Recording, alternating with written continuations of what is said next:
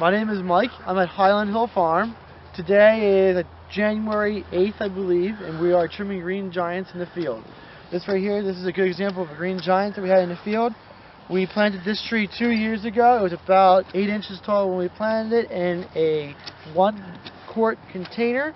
And this is the first time we are pruning it, so you can see that it did grow fairly fast for us. There was 2 full growing seasons that's been in the ground now. So we should have trimmed it last year, but sometimes on nurseries we get so busy with work that we just don't get everything done, and that's why we're out here and it's maybe 10 degrees and we're trimming trees. But this is a green giant, and this is a good one to go over because it has everything that I really want to discuss about on what I think is important for the Arborvitae. And I like our Arborvitae to have one central leader to it. That's the #1 thing that I want. I don't even care if it's sparse or anything like that, just one leader. But this one here has a second leader growing up on it.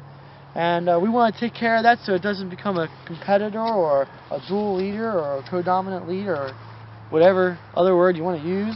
So when we first start out, we'll go over to a spot where real nice branch union's at and cut off the piece that we want to get rid of. That way we have one leader, very defined.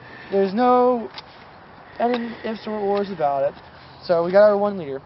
Now since it's a little bit thin and not many people really like to have a real thin tree, we're going to go through and we're going to prune this guy down.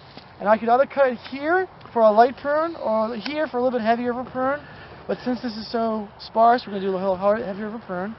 Then we're going to go on the sides and tip back the sides a little bit. And that's to encourage these guys here or these guys there to take over as central leader. The closer that the central leader is, the new leader coming in, to the old leader, the stronger it will be. So we're kind of hoping that this one here will take it, but if not, we have a couple extra spares to take over it.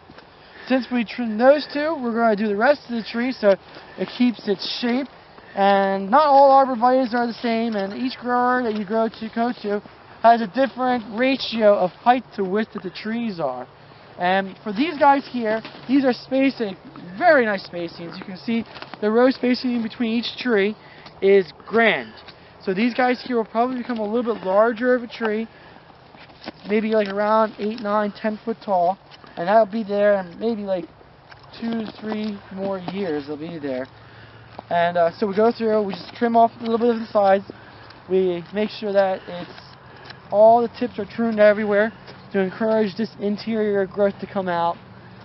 And next year when we come out, what I would like to see is this interior growth grow out, fill in, so you won't be able to see the trunk of the tree. Oh, you will be able to, but it won't be so obvious.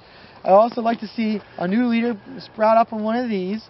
We may have to come through, and if 2 or 3 of them develop, we may have to go through and trim them.